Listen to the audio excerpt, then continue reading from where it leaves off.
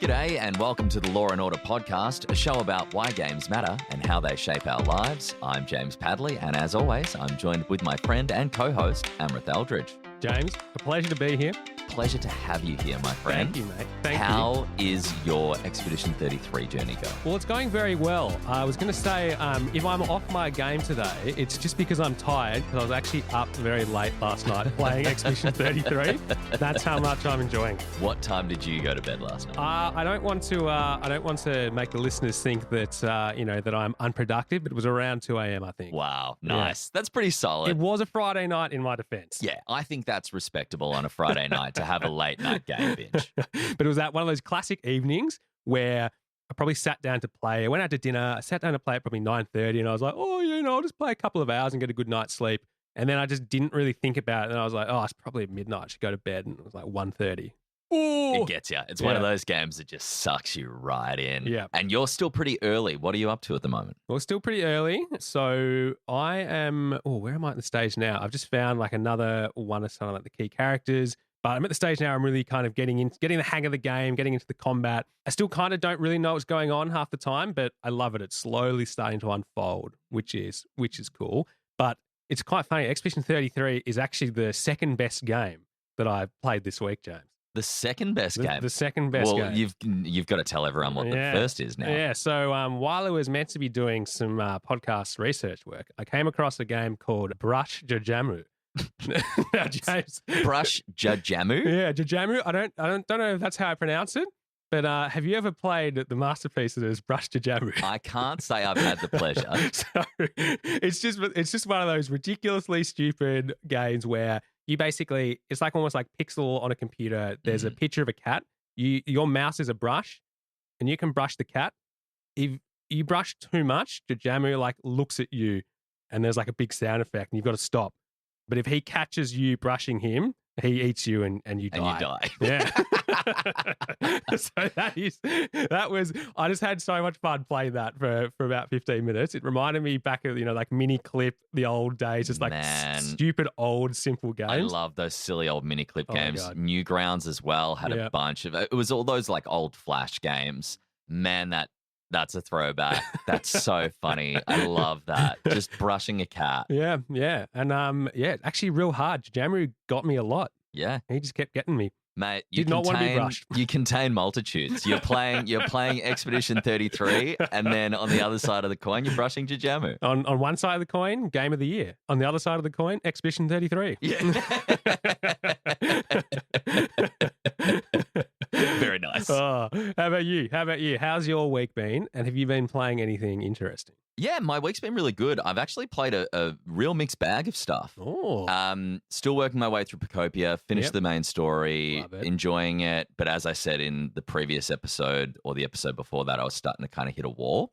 Caught up with a mate last night, Brendan, who's one of the listeners of the show. We love you, Brendan. Thanks for listening. Mad props to you. He came around and we started Monster Hunter Rise because I was like, Monster Hunter, you go out, you hunt monsters, you loot their bodies, you make better armor and weapons off their body, and then you go off and you fight stronger monsters. I was like, this will be a good game to play, couch co-op, passing the controller, because we can just talk shit, catch up, and do this. And we started this game, and oh my God, it is so overtly Japanese. In a good way, but in a way that it was just like they're throwing you so much information at once. Yeah. And it was so overwhelming. And we just wanted to go out and kill monsters. Yeah. And it was like, you've got to go over here and there's this chest and here is this. And it's just tutorial. And we were like, I can't do this. It's so outrageously over the top. It's just too much. In terms of the information that you need to take on. And I get like, the Monster Hunter fan base is incredibly passionate and they are really good games, but a lot of people say the game doesn't really begin until you finish the main story. Yeah. And so I was like, I just want to have a couple of drinks with a mate and play a game. And so we ended up going back to my Baldur's Gate 3 file that glitched. Oh, that's a change of lanes. We went back 8 hours. Yeah. so that I could fix this glitch where I'd rescued the tieflings from Moonrise Towers, but they had somehow, when I'd put them on a boat and said, go back to the inn, one of them drowned. And then when I went back to the inn, the sister is glitching through a door. And Roland, one of the tieflings, is like, you were responsible for saving my siblings. And I'm like, I did, dude. I did everything. What the hell? And so I got so mad at that my sister's in so much pain. She's glitching through this door. What have you done to us? I didn't put her there, man. I got so mad that I benched the game for so long. And so it's awesome to go back and replay that. And then I also started Nine Souls, which is one of the PS Plus games this month, which I'm stoked about because it's been in my wish list forever. Yeah. I love Metroidvanias. Nice. It's a Metroidvania with really cool art style. You play as this like ninja-looking cat wearing a like sick baggy kimono thing. Really cool. Really enjoying that so far. So yeah, real mixed bag and a lot of games. Yeah, that's like a Santa sack full of games. Really is. No Jamu though. No Jamu. So I'll have to remedy that this week. It's a very small one. It won't take much room up in the Santa sack, so you can fit that in there. But it was interesting when you were talking about Expedition 33 because, as you said, you have absolutely no idea what is going on in that game. I love it. And not a spoiler, but you won't for still quite a long time. Yeah, and that is good to hear. Yeah.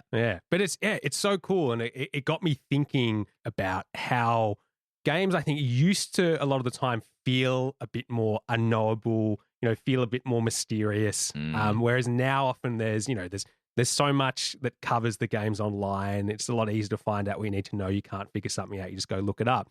And Expedition 33 really has brought back that kind of feeling of like, oh, I love sitting in this mystery and I want it to unfold. I don't want to look at anything online. I want to kind of solve this all myself, slowly let it unravel. But yeah, it just put me in that mindset of thinking, how cool is it when we have mystery in games? So I actually wanted to ask you, do you have like a memory about a game when, let's say you heard something like a rumor about a game or something from a game. You didn't know whether it was true or not, but you just had to go and try and find out. Oh, absolutely. Yeah. And I think nothing was bigger than this in like the 90s and early 2000s as a kid. So everyone had that friend that was like, or I say friend, they were more an acquaintance in the schoolyard. And they were like, yeah, my friend's uncle works for Nintendo and blah, blah, blah. It was always, someone's uncle that worked for Nintendo. Yeah. Why did Nintendo keep hiring uncles? Right. Hire siblingless people as well. Why only people with siblings? Anyway, you always had someone that claimed that they knew someone that worked at Nintendo or whatever. Yep. And then they would just throw out the most outrageous rumors. Yep. But then there are also rumors that were worldwide. Like in Pokemon Red, Blue, and Yellow, there was the Mew hidden under the truck thing where it was like, if you go to this specific truck and you meet X requirements, you'll be able to get Mew. Then Al is Real 2401 in Super Mario 64. That was a huge one. Yep. There was this theory that if you collected, so in the courtyard of Peach's Castle, there's a statue. Yep. And on the plaque of the statue, it has really kind of weird scribbly writing. And people would take pixelated photos of it and put it on the early days of the internet. Yeah. And people would go crazy over it. And they were convinced that it said Al is Real 2401. Yeah. And so people were like, if I collect 2,401 coins and then I come and look at this statue, maybe I'll be able to unlock Luigi. Yep. Another thing was if you get every single star in the game and then have the 2,401 coins. Obviously, neither was true. Mew wasn't under the truck. Luigi isn't playable in Super Mario 64. Master Hand being playable in the original Smash Brothers was a big one. Yep. And I remember trying to do everything to try and figure out how to do it. How you can get there. And so, it was really, really cool. Yep. What about yourself? Is there anything that stands out to you? I think one for me is, and this is kind of cool because you're talking about all these things where you don't know, right? Like you got no idea. There's nothing that, internet either doesn't exist or at such early days, you don't know. There's no game guides. I've got one which actually was perpetrated by a game guide. Yeah. This is playing Lord of the Rings: The Third Age, and in kind of they had in the game guide there are character sheets, and here are the weapons they can have. And Elagos, one of the characters, the final weapon that was listed there was the Third Age Easterling warbow. Played through the game, followed the game guide, but in the walkthrough section, there's no reference of this warbow. Yeah. It's only in the end with the items. And played through the game, we never found the warbow. I remember going back to the game, and every time I went back, I thought, where is this Third Age Easterling warbow? And I searched every nook and cranny of the game trying to find it. And at that time, there wasn't anything online about it. One, it's just a very, very small PS2 game from not that many people are playing it. And it was funny. And then when I went back and played it 2 years ago, it popped into my head again. I was like, oh yeah, the warbow. There's probably information about it online. Went and looked it up. And then, it literally doesn't exist. It's just something from the game files that never actually made it into the game. It was never actually rendered as an item in the game.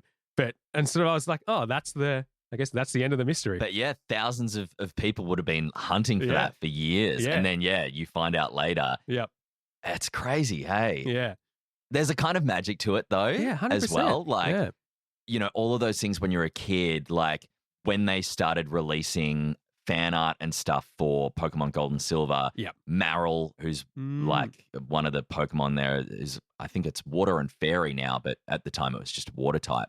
But everyone was calling it Pika Blue, and they thought it was a Pikachu evolution that if you used a Water Stone or something like that, it would evolve into Pika Blue, or what ended up being Marill. Yeah. And just saying this stuff to each other in the schoolyard, or I heard this or I heard that, it just created so much excitement.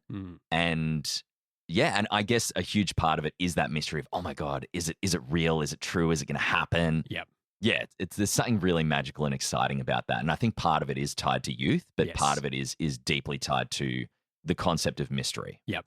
And it's so cool because now in sort of the modern gaming landscape, I think that sense of mystery, has been lost because everything is knowable. Yes. In the sense that you can find it everything you want to. Even with me playing Expedition 33, I know that I can go out there and look stuff up if I want to. Everything's been data mined before the games even come out. Yeah, exactly. So I guess sort of today, what I want to sort of look at a little bit more is, what's happened to mystery in gaming? Have we lost it?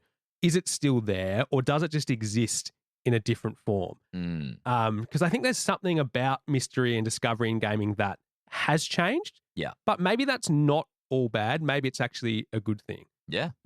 So I just wanted to dive in and sort of think, how can we think has this sense of mystery? It's been so important. But why is it so important? And why do we still look for it in games? And, how does it still exist in this sort of modern gaming landscape where, everything's online, everything's on YouTube? So, I think it'll be a really cool one to look up. Yeah, I think when it comes to why it's so important, I think as people, we love mystery in that we'll watch a new movie or we'll watch a new TV show because we love stories. Yeah. And it's comforting. We talked about our nostalgia episode the other week. It's comforting to go back and replay an old game, or it's comforting to go back and watch an old show. But a lot of the time, if you just rewatched or replayed the same thing over and over and over, you're going to get bored because as humans, we love telling stories and we want to consume new stories. We want to see something newer that engages and grabs us. Yep. And so every time you pick up a new game, there is an element of mystery because you don't necessarily know what's going to happen in it. Yeah. And I think it really depends, I guess, depending on the kind of game you go for. If you know that you just love shooters, you're going to pick up a shooter. There's not going to be a lot of mystery there. You know what you're getting in for. But picking up a game like Expedition 33, if you don't normally play JRPGs or narrative-driven games, there's going to be a huge amount of mystery there for you. Yep. And I think it just comes down to, I guess, your tolerance of how much mystery do you want. Yeah. For you, did you love mystery growing up? Yeah, I did. I think some of my favorite shows that I used to like watching were, we talked about Scrabble and Grandma's the other week. Yes. Going back to Grandma's here, watching things like Poirot, Agatha Christie, Miss Marple. Yeah. Just Inspector Morse. I used to love those mystery shows. So just it gradually unfolding throughout. Even Scooby-Doo is an example as a kid. I used to love Scooby-Doo, just being I wonder who's done it. And then, after watching 100 episodes of Scooby-Doo, at the start, I'm like, it's obviously him. Yeah. And you're able to pick it. And he would have gotten away with it too if it weren't for those pesky kids. But yeah, used to absolutely love it. I remember Easter egg hunts. My parents would have to make increasingly more elaborate Easter egg hunts in terms of just making the hiding places really hard, because my brother and I would love it. And we just would want to hunt all the eggs down. But again, the harder the better. And we would have years when 3 years later they'd be like, oh, there's a melted egg under the piano. Yeah. And you just find a few years later. Amazing. Yeah. But even now, even as an adult, I mean, one of my favorite TV shows was BBC Sherlock when that came out. I still love shows like that. And I had this thought. I remember thinking about where we used to work together at Elevate. There was this phase where every time there was a team catch up, it was doing an escape room. Oh, yeah. Every time. And I was like, I get that we're trying to be we're really smart and we're young and we're cool. So yeah, we're going to do an escape room because it's a cool intellectual team bonding experience. I remember thinking just, hey, how about we do something other than an escape room? But low key, I loved escape rooms. Yeah. I absolutely love them. And it's hilarious thinking about an escape room because it is, you pay money to lock yourself in a room. And not know what's happening. Yeah, I have no idea what's happening. And it's really hard to get out of that room. Yeah. But yeah, it's just this enduring activity that people love. Yeah. Yeah. Yeah. And I think that's a really great example of a way that adults now seek mystery. Yes. Because as a kid, you play pretend. Yep. And there's an element of mystery because you are making it up as you go along. Yeah. Whereas as adults, that's not really something that we do anymore, or at least not like we did when we were kids. And that escape room kind of gives an element of that in some degree. Because yeah, I love it. I love a good escape room too. I'm not amazing at them, but I still enjoy them. They're just fun. Yeah. They're just fun. And it's cool because there's a whole heap of research about, why mystery is good for us. And one of the biggest points is that curiosity, and when you don't know the answer, that actually activates those dopamine reward systems in your brain, which is really cool, is that when we're curious and there's that sense of uncertainty and discovery, that kind of triggers that dopamine system where, we're rewarded, we feel good, we're excited. And that's escape rooms in a nutshell. Yeah. It's basically this drip feeding of, oh, another clue. Hell yeah. How good's that? On to the next one. Let's go. Yeah. It's just really cool. And I think it kind of tying into what I was saying before, there's so much room for imagination with mystery as well. Yeah. We're drawn to ambiguity as people. Yep. Like you talked about before, you would watch all these old mystery shows. You would watch Sherlock. I think when I was a little kid, the Goosebumps books, or even Choose Your Own Adventure books, uncertainty encourages our imagination and the way that we interpret it. And yeah, we love that. Even as people, we love a good conspiracy theory. Oh yeah, don't we ever? Yeah. And there's so many mysteries around the world that we can't explain, and people make full-on documentaries about them and write essays and books and all sorts of stuff. Yeah.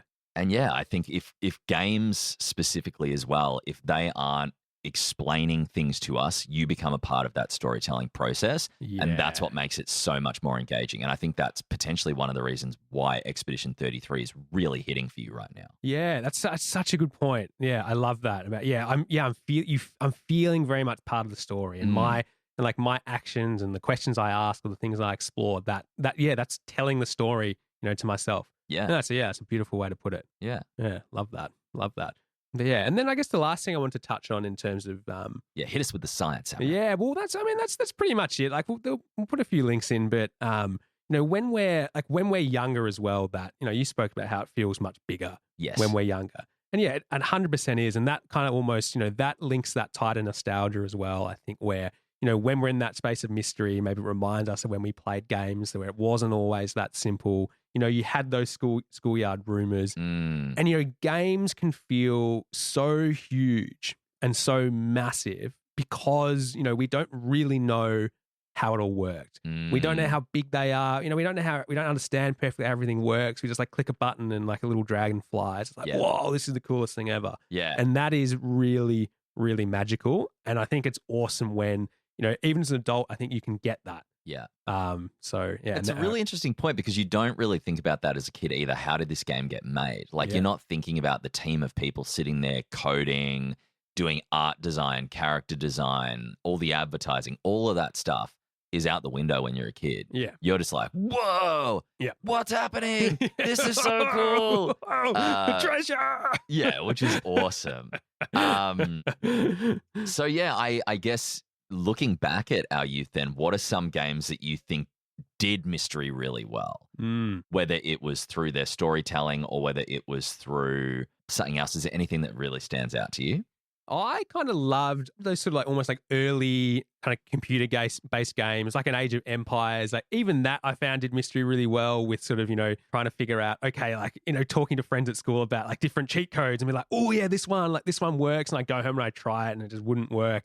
Or it would work, I type in pepperoni pizza and I'm like, oh, I've got 1,000 food. And then I'd think like, oh yeah, like I wonder like what other things I can put in. I used to absolutely love that. Yeah.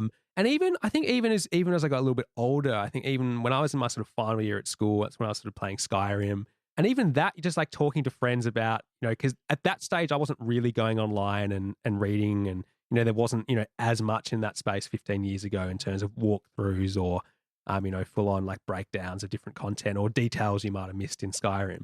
And, someone would say, oh, like I found this really cool thing, like it was near this area. And I thought, oh, that's awesome. And I'd go home and I'd try and find that.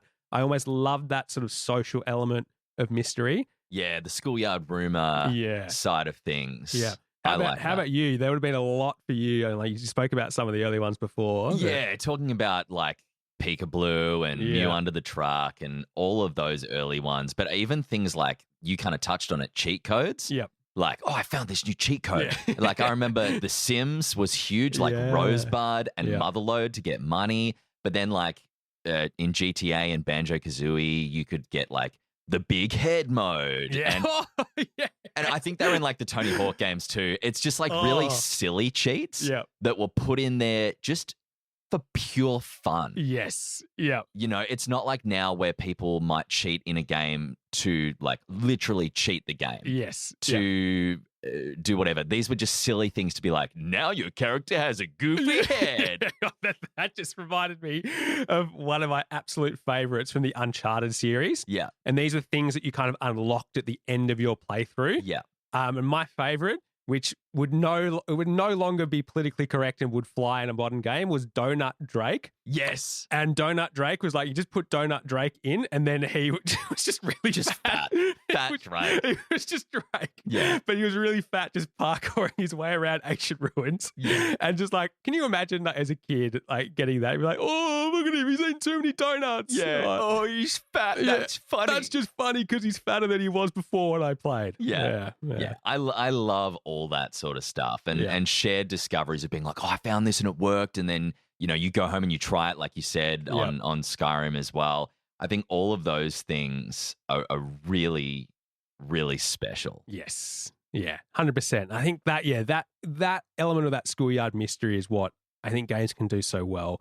But like another thing that I really think games do so well when it comes to mystery is when you have games that trust you. Yes. They trust you to unravel the story at your own pace. They trust that the gamer is smart enough and is going to be keen enough and likes the game enough that they're gonna find things out. They're gonna dig. They're gonna uncover the mystery. They don't just hand everything to you on a plate. And so this is kind of different to what we were just talking about because we were talking about not necessarily the mystery in games. Yeah. It was the mystery of being a kid surrounding games and discovery. Yeah. Whereas this is more the inbuilt game itself. Yes. Where like this is the story that we're telling. Do you want to come along for the ride? Yeah. And how much do you want to find out? Yeah. Like for me, Hollow Knight's a fantastic example of that. Yeah. One of my favorite Metroidvanias of all time. Very little explained to you in terms of the story, but you can run around and you will find certain characters or you will find certain things and you will gradually piece together the lore of this universe. Yeah. And that is really fun. That level of discovery and mystery. Yeah. I think it's so enjoyable when you have a game that you can get your teeth stuck into like that. I think especially now, I think it's so good when we have these games that don't give us all the answers. And I think that just like it trusts us and it teaches us something really valuable that like not every answer needs to come instantly. And it's hard now because I think we very much live in a world of, instant gratification. Like answers are always there. We can literally just like pick up pick a phone out of our pocket and find any answer we want to. And the mystery in games like that, they push against that. They say like, hey, it's okay if you don't know this right now. It's fine. Like you can find it out. You just got to search for it, and you got to take your time. Yeah. Are there any specific games that you think do that really well? Yeah, I mean, like Expedition 33, obviously, I think is doing that really, really well. Yeah.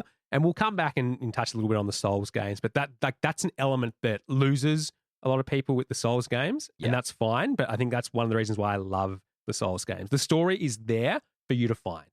Yes. Yeah. So, because as someone who, for me, I've never really gotten in, I've played a lot of Souls likes, but I've never played any definitive Souls games. Yeah. The story isn't really spelled out to you, is it? You find it in like books or additional character dialogue off the beaten track.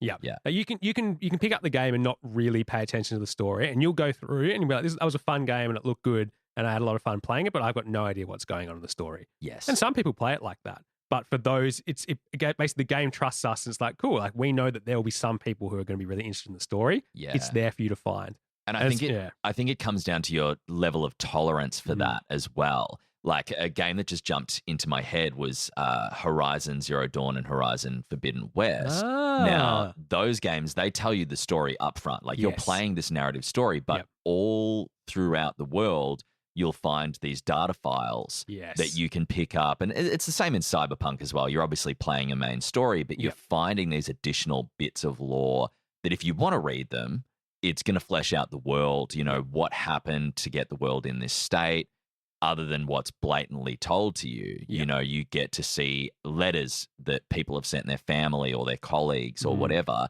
and it fleshes out the world. And that's a totally optional thing. Yes. If you want to read it, awesome. It's going to give you that greater breadth and depth of knowledge of that universe. Yeah. But you can also be like, man, this isn't for me. I just want to play the game and shoot robot dinosaurs. Yeah. And that's absolutely fine as well. And so I guess that kind of ties back to what I was talking about in terms of what is your level of tolerance for that. Because some people will eat that up and other people will be like, I could not care less.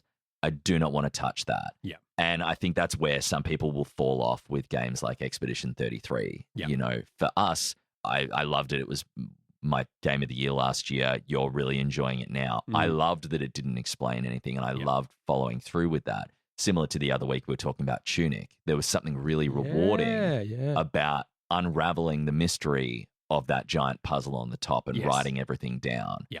But other people might just be like, man, I just want to know what's happening, and I can't immerse myself in this world until I know that.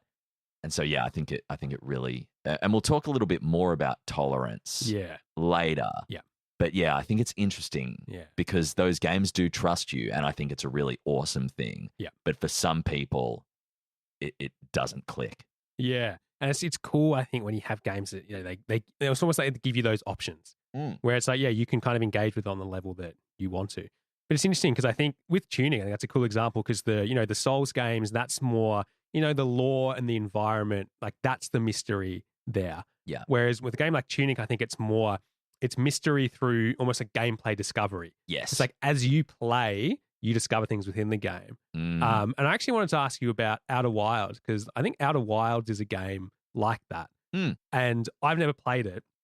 It's always been on my radar. You know, a lot of friends recommended it to me. I love the soundtrack. I just listen to the soundtrack. It's super ambient. I've never played the game. There's two games that I've never played that I just literally listen to the soundtrack all the time. Outer Wilds and Dragon Age Inquisition. Yeah. So, talk about Outer Wilds. In terms of Outer Wilds, that is a game, again, that's kind of all mystery, but it's similar to Tunic in the sense you unravel that mystery through gameplay. Yeah. So, like, you're in a time loop and you can go to certain different parts of this universe and discover something new, and then your time runs out and you've discovered something new about the lore or the story or where you need to go or what you need to accomplish before that time loop, that Groundhog Day sort of thing starts again. Cool. And you're slowly unraveling the different pieces and figuring out where you need to go and how you need to get there. But it's really rewarding, that sense of exploration and discovery. And there's no real linear, this is the way that you need to go, and then you're going to go over here, and then you're going to go over there. It's very much reward based on exploration. Yeah, that's awesome. I love that. I love that as an idea and a concept. Yeah. That's so cool. Yeah, I need to pick it up. Need to play it. Yeah, definitely. Yeah. It gets a lot of praise for a very understandable reason. Yeah, very good. But yeah, going again, looking at that point about that flexibility, I think another thing I love with games and mystery is like when you have in-game mechanics that you can yourself, alter a little bit or change around. They could kind of give you that option to make it a little bit more engaging through mystery where it's not all handed to you. And I know like Ghost of Tsushima is one where, we've both played. Yeah. And I know like you absolutely love the guiding wind. Oh, the wind mechanic is unbelievably clever. Yeah. And I think more games will start to borrow from that in their own unique way. Yeah. So for those that haven't played any of the Ghost games, basically what happens, as Amrit said, the guiding wind, instead of having a mini map on your HUD or your heads-up display on the screen, in, say, like a GTA, when you're driving through the street, you can see where you're going and you go, oh, okay, well, I've got this next main mission, and it will give you a map guide so you know where you're going. Like that breadcrumb almost trail. Yes, and a lot of the time, you're just staring at that mini map going, I'm going to turn here, I'm going to turn here, I'm going to move around. And you're not engaging with the world. That's such a good point, actually. That's such a good point about mini-maps. Yeah. And I think mini-maps absolutely have a place. And depending on how expansive and difficult a world is, like if it is set in a city, I kind of get it. Yeah.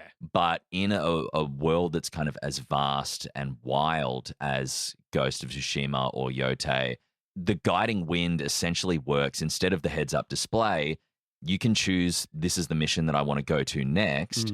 And then you just hit a button on your controller, and I can't remember if it's like a right click or if it's your middle. You swipe up. Yes, on the touchpad. It's been a while since I've played, but you swipe, and then the wind will blow in the general direction of the mission that you want to get to. Yeah, and I think that's incredible because it allows you to stay present in the world. You're not constantly looking to the bottom right corner of your screen to look at where this map is. And you're heading in the general direction, but it still encourages mystery and discovery because you might spot something and go, oh, that's really cool. I know I'm going in the general direction of the main quest, but I'm going to stop off and have a look at this. Yeah. Whereas if you were so focused on the mini-map on the HUD, you might not have noticed that thing that you just rode past. Yeah. So I love it. I think it's an incredibly clever mechanic, and it's awesome that games are now starting to allow you that greater customization. Yeah. And it's so cool. I've actually seen that in action recently with the replay that I'm doing with my brother, who's never played it before. And literally, as you were saying, every time we set a marker, there's 4 or 5 things because he's like, oh, I want to explore. Like, I've seen, there's a bird that flying off in this direction, or here's some smoke over there, or, oh, that just looks cool. I'm going to go over here. And so, it's just there's no kind of, oh, I shouldn't be jumping off this path that I've been set because there is sort of no set path. Yeah. Which I think is, a really, really cool element of that game. Yeah. It reminds me a bit of an element I loved about AC Odyssey. And obviously in the Wanderlust episode, we talked about how sometimes exploration can feel like a chore. But I remember in AC Odyssey, one element that I absolutely loved was you could basically set your quest mode to exploration mode, where as opposed to giving you kind of a point on a map, you could look at your map, click the target, go right there. Yeah. It would say, hey, you need to head to this island and like somewhere in the northeast section. And it wouldn't actually give you the exact marker. That's cool. So you kind of have to go and find and discover it for yourself. And I absolutely loved that element of just sort of, cool, I hop in the boat. I like sail across the islands. I know that there's something on this island I need to find, but I don't know exactly where. So like, I loved that as a customizable feature because that made the game a bit more explorative, a bit more, based in mystery, oh, maybe I'm going to find something, maybe I won't. Yeah, and I really liked it. But being able to toggle that on and off was a really cool feature. Yeah, nice when you're feeling like you want to explore. Yeah. That's one of the things I loved about Zelda Breath of the Wild as well, that once you finish the tutorial, it's just like, hey, you can head east towards the Zoras if you want, or you can like head west out into like the Gerudo Desert. You go for it. Yeah. And roughly, okay, it's in the east. Yeah. And like, yes, there are towers similar in the old Assassin's Creed. You climb the tower and you unlock a bit of the map and here are some collectible things on the map or whatever it might be. But I just love that they were like, yeah, you can go wherever you want now. Yeah. Explore, be free. Yeah. Here's a rough direction if you want to go out there.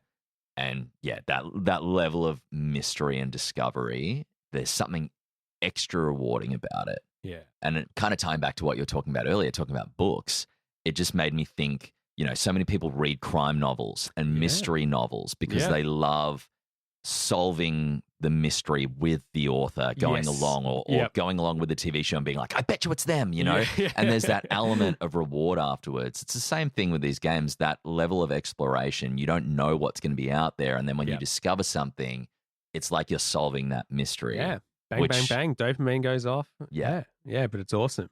But yeah, the last thing I wanted to touch on kind of when we're talking about, how well games do this, as we dig deeper into the Santa sack of this episode. Ooh, yeah, how about that? Nicely done. Not an onion bag, a Santa sack. Not an onion bag, not a babushka doll. The Santa sack. I mean, we are in, May? Yeah. Very far away from Christmas, but I like it. Why you got to let me down like that? Now it's 7 months until Santa comes. It's not, I know. I wasn't thinking about that until you just said that. I know. Well, I'm surprised because you brought up Santa sack. Yeah, well. You've just got a countdown constant every day. You get that calendar out and scrape like a little X into it with a giant red texter. Yeah, talking about mystery, there's no mystery, guys. Santa's real. Yeah. No mystery. Absolutely. Has anyone watched Alf?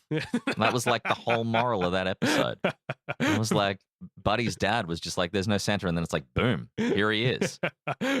Ridiculous. But yeah, deeper down in the Santa sack is sort of, we're going to talk a bit more about how kind of like the online world has sort of changed this mystery landscape. But one element to connect that section is the community mystery that you can get from games, where you can sort of almost like, you have these community puzzles or mysteries that like exist within the game community that we solve over time. I think that's really cool when games can do that. And that's one of the strengths, I think, of the internet. Yes. Because it's brought a lot of people together. And especially in the early 2000s, you would have fan websites and forums. Yeah. And people would pop a question, it gets asked. Yeah. And people would be posting their thoughts and theories and all of that sort of stuff. It made me think about one of my favorite TV shows growing up was Lost. I would watch the new episode every week when it was coming out.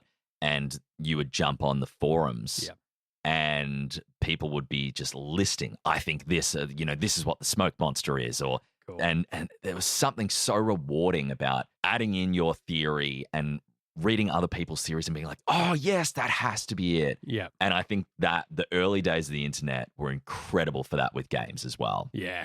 Yeah. And you have these mysteries that just kind of, they endure over time, which is really, really cool. And, those mysteries, they don't really die. They just become more collaborative. Yeah, which is amazing. Yeah, it's so fun. I remember the Skyrim bug in jar conspiracy. Do you remember that one?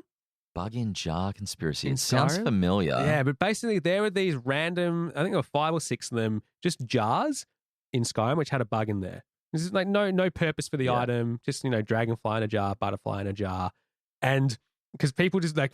There's just so many theories that went out online. And I remember coming across one and so many people on board that they were like, oh, you can, it's almost like it's like a pentagram. You can connect all the major cities. And if you put all the bugs in the major cities, and then you kill a bunch of NPCs, something big will happen.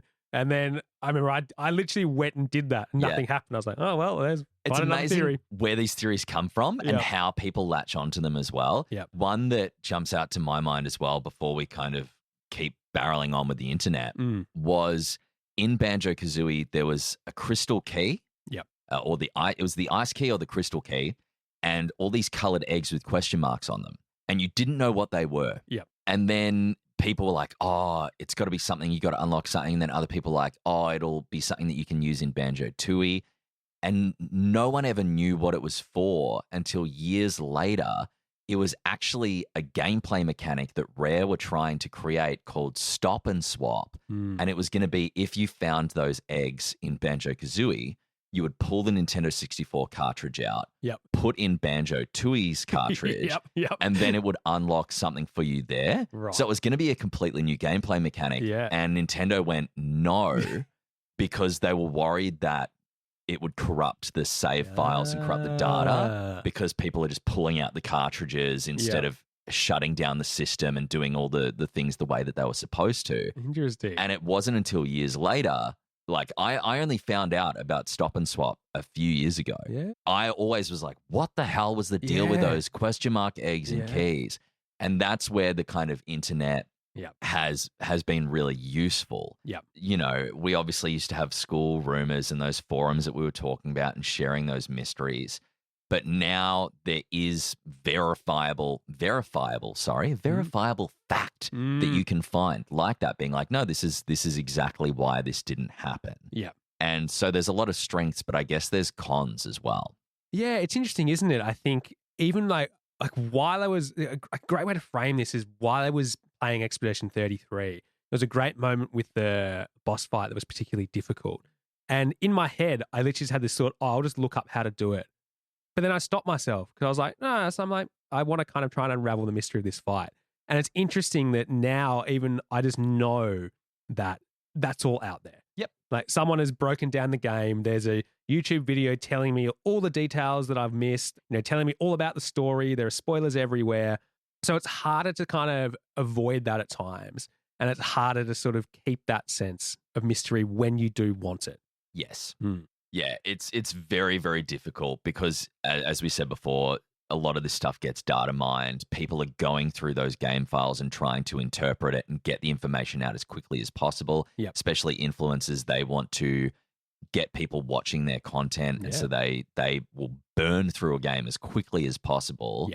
I don't know how enjoyable that actually is for them. Maybe it's not, but I guess their dopamine hit comes later when everyone's watching their stuff. But yeah, there's so many spoilers, and even big outlets like IGN. I actively, if there's a specific game that comes out, I will not go anywhere near their website or app or anything because they often put a spoiler in the thumbnail. That's just like, what the hell, guys? I actually am trying to do this thing. I'm not fully there yet. I got a friend of mine who literally doesn't watch trailers. He's got a blanket rule. Like, don't want trailers. I don't want to hear anything because when the game comes out, has wanted to see like no footage.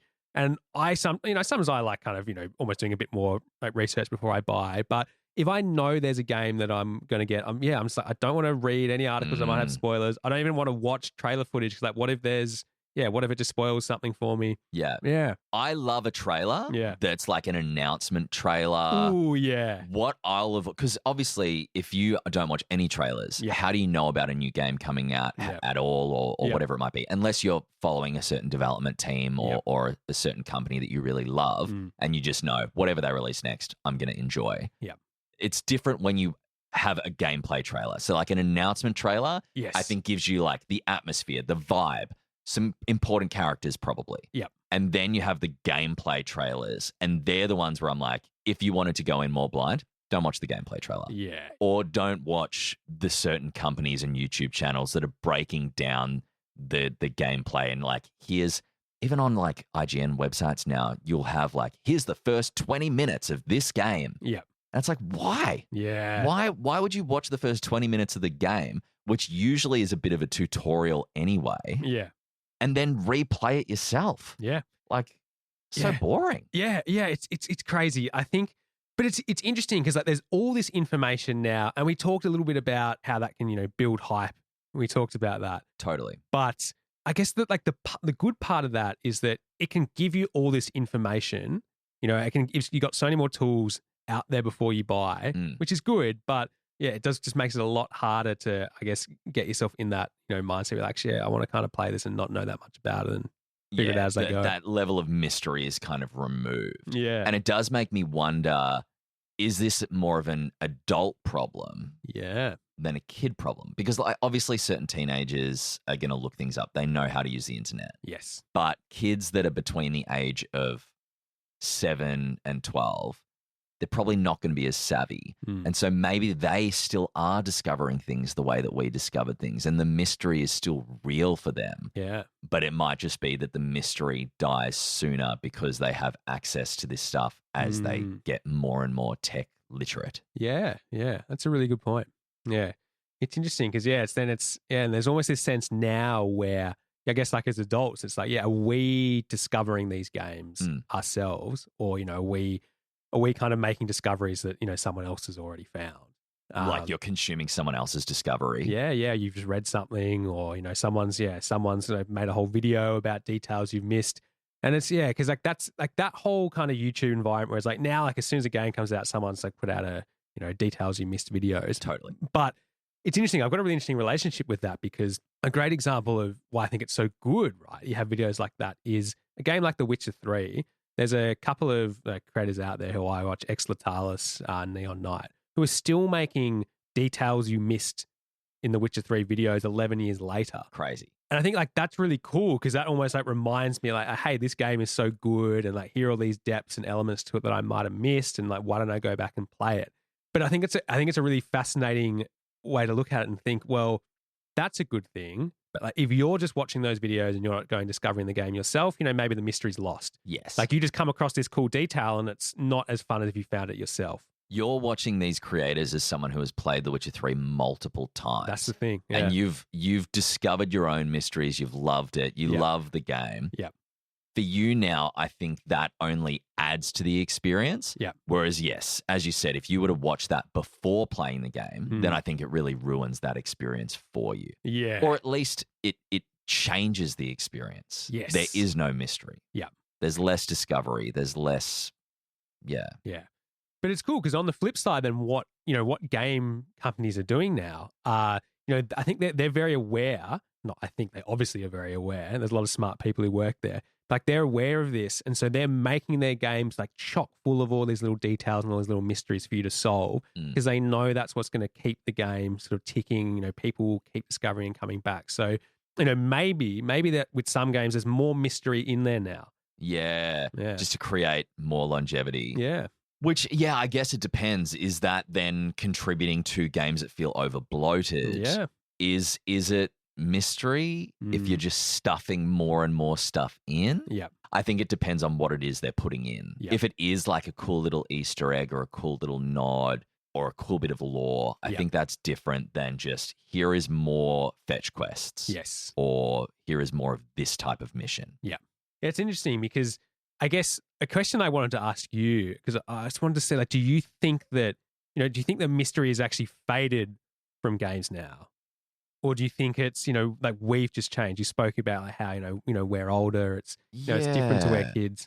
I think we're just harder to impress as adults. Yeah, interesting. I don't necessarily think mystery has faded from games. Yeah. Because you can ignore the noise. You can ignore all those websites. You can do a full social media lockdown if a game's come out and play it and still discover all of those mysteries. Yeah. But it's much harder to do that now as an adult. Yeah. And I think because we've played so many more games, our standards are higher and we're much harder to impress. Yeah. And so if we see something that's too familiar, we'll be like, oh, this is just like that. Yes. We expect a completely new, polished experience. And I think our standards have just gotten higher. Yeah. I think, I don't know. What about you? Do you agree or? No, I pretty much agree. I think the only thing that I think maybe is different now is I think perhaps our patience for mystery might have diminished. I think, it's attention spans maybe getting shorter. Well, they definitely are. Yeah. TikTok videos. I mean, there's scientific studies already showing it. And my wife Amelia is a teacher. Yep. As you know, we also worked in education in classrooms. You see their attention spans. They're getting shorter and shorter. It's crazy. Especially when they're listening to me talk. It's 5 seconds and they're all asleep. And I'm like, guys, this is because you're watching TikTok. I'm a great speaker. This isn't just a gaming podcast. It's a meditation app to help you get to sleep. Gaming can be a mindful activity. That can. But and I think that's definitely part of it. And there's almost times where I've almost noticed, and I think that Expedition 33 example about me almost wanting to go and look up the answer, but stopping myself. It's me being aware that, hey, my attention is maybe not as long and I'm trying to almost train it back. Yeah. But it's hard. It's hard to do that. I mean, because if you get stuck as an adult now, you go, well, I don't want to get stuck here for weeks. Yeah. When you're a kid, you'd be like, Dad, come and help me get through this part. Yeah. Or you would just keep replaying it over and over and over because you had so much more time. And I think you're right. I think patience is a huge part of it. Yeah. Because people just hit a wall and they go, it's just going to be easier for me to look this up. Yeah. And it might take away some of that reward, but then it means you can move on sooner. There's pros and cons to all of it. Yeah. I think you're right. I think the mystery is still there. We've just become less comfortable with the uncertainty. Yeah, yeah. I think that's a great tie into what you mentioned before about how, everyone has a different level of tolerance for uncertainty. I mean, intolerance for uncertainty is literally a diagnosable condition.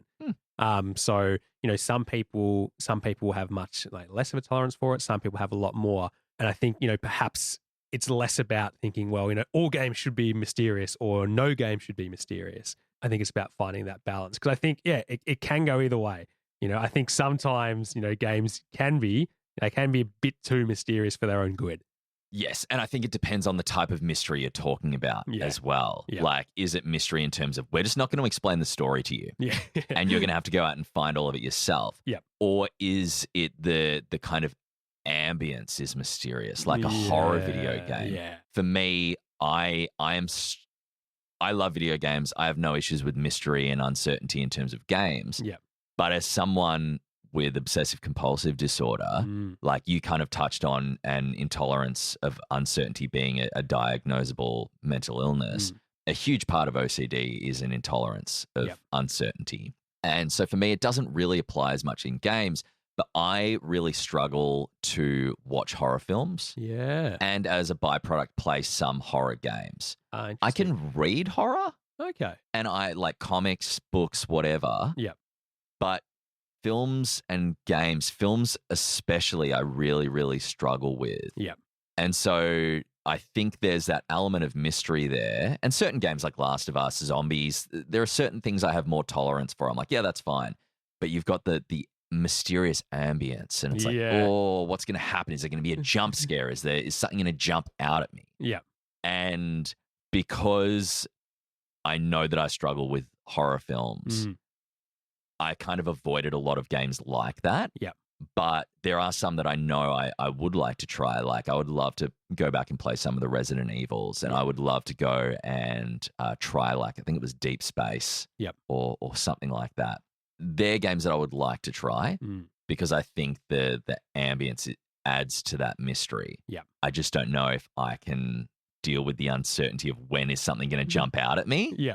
So, yeah, I guess it depends on the uncertainty of different things. But you're kind of touching on, can a game be too obtuse? Yeah. Like, is it too mysterious in a way that it then becomes inaccessible or frustrating? Yeah, I think there are definitely times. Like for me, I think there are elements of, I love the Souls games, but for me, there are elements of, some Elden Ring, quest lines. I guess the cool thing is none of these quest lines are like, these quest lines, you don't need to do them. They're just there. They're just, they're extra things. They, help you engage with the world. But some of them literally, I wouldn't be able to do them without reading a guide. Yeah. It's like, oh yeah, you need to be in this certain place behind this illusory wall between the hours of 9 a.m. and 9:15 a.m. during the game time, and like wearing this outfit, and then the character will appear. It's like, how am I ever gonna discover that? And like, even someone with an incredibly creative brain. Yeah. No chance. It's just so unique and like rogue to just be like, yeah, we're going to put that in. Yeah. I feel like those companies would have to leak their own secrets in some scenarios, because it's like, how would anyone find that out? Yeah. And I think that's okay if you're having that in there as like, here's an additional mystery for you to discover if you want to. But when it's a quest line, for me, when I play, I'm like, I want to do the quest lines because it's like part of the game and the stories and the characters are cool. But if it's like, okay, now I need to read a 15 bullet point list on IGN of how to complete it, it kind of pulls me out of it a bit. I get that. That makes complete sense. Yeah. I think mystery works best when we feel like the answers are there for us to find and they're possible for us to find. Yeah. Like, even if it's difficult, if we know that we can do it ourselves without searching for it, I think there's a lot more reward there. Yeah, I think that's a beautiful point. It's about realizing that, we can find the answers, but sometimes it's a bit too much mystery, but sometimes it's not. Yeah, I don't know. Yeah, maybe the reason mystery in games matters so much to us, especially now as adults, is not because of the quality of the secrets, but rather what they make us do. Like, we're paying attention. Yeah. It's forcing us to slow down. We're exploring. It's sparking curiosity. Yeah. Making us share this stuff. Like, we literally talk to each other and share these. We have a podcast. We're sharing our passion for games. Yeah. Yeah, I think there's a huge part of it that comes into play. Yeah. It's anything that fosters that sense of curiosity, I think it's such an important thing. It really, really is. I think it's key. We need more curiosity. It's like awesome to be able to have all this discussion and love and appreciation of games. That is awesome. But I think it's maybe like the best way, I think for me, is to, have kind of an individual approach. So I find a combination that works best for me. So I know when, hey, this is when I want to, have a bit less mystery, but this is when I want to dive in and be curious. Yeah. And modern games especially, like a lot of the time there's a lot of pressure to want to optimize everything and have the best build and find answers really quickly. Yep. But that kind of kills the mystery a little bit. Yeah. And yeah, I guess it just depends on how much mystery do you want to have. Do you want to over-optimize, or do you maybe want to go in more blind? And maybe that's something that you take away from this episode, is that you go, the next game that I start, I'm going in blind, even if it's a little bit overwhelming. Yeah. I'm not going to look up the build. Yes. I'm going to play and be curious and find a build that works naturally for me. Yep. Because that's my experience. Love that. I don't need to have someone else's experience. This is mine, and I want to have fun with it. Yeah, I love that. It's like, you know what, James? If I knew every present in the Santa sack, Christmas would be a little less exciting. Oh, absolutely. But at the same time, it would be cool to know there's at least one thing in there that I'm definitely going to like. Yeah. I mean, I'm happy to have like that little bit less mystery. Yeah. But then have a little bit of extra mystery. One thing you know, and the rest is a surprise. Yeah. I like that. Yeah, you just got to figure out what your tolerance level is. Yeah, like if there's a couple of new games in there and the rest are rocks, that's okay. That's okay. I'm pretty sure that means you've behaved really badly that year. Wait, is that why I got rocks every year for Christmas? Yeah, I think you may need to reevaluate, especially someone who was super excited. Did you just love rocks? Well, I thought that's what everyone got. Didn't you have annual rock dump? Didn't you have a pet rock collection? I thought you got those for Christmas. I did have pet rocks. I didn't get them for Christmas, though. I know. I've been sold a lie. There you go. Everything's falling apart. You'll have to write a very sternly worded letter to Santa. Curse you, Santa. But yeah, I think mystery in games is still such a vital and important thing. Yep. I loved this episode today. Loved having this discussion with you. And I think for those listening, yeah, is it possible? Maybe a side quest for this week is to lean into mystery more in your gaming. Don't look up the guide. Don't look up the thing. Just explore a little bit. Yeah. See how you engage with mystery more. And Amrit's going to town on the socials post. So jump in on Instagram. Let us know when you're engaging with mystery in games. How do you switch off the online noise? How do you like to engage with mystery? I'm sure you'll be posting some juicy content over the next week. You bet I will. If I've got any time in between diving into the mystery of Expedition 33. But I will do my best. Exciting times. A nice balance. Great balance. Well, my friend, thank you very much. As always, appreciate everyone tuning in and listening. We'll catch you next week with a fresh epi. We will. Get out there and solve some mysteries. Woohoo! Might solve a mystery or rewrite history. Game Tales. Woo! Or maybe I won't solve a mystery. Maybe you'll rewrite history. Man, DuckTales, what a theme song. The best. Anyway, goodbye, everyone. Bye.